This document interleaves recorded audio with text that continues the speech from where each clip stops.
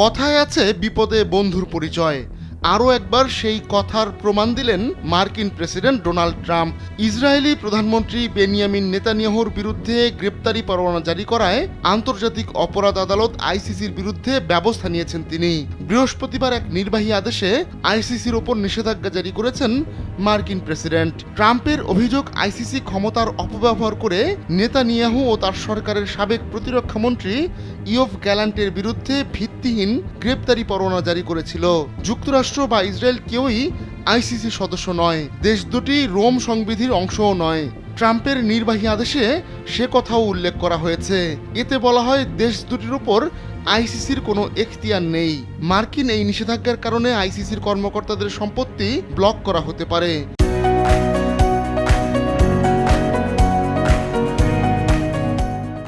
পাশাপাশি আইসিসির কর্মকর্তা, কর্মচারী, এজেন্ট এবং তাদের পরিবারের নিকটাত্মীয়রা যুক্তরাষ্ট্রে প্রবেশ করতে পারবে না।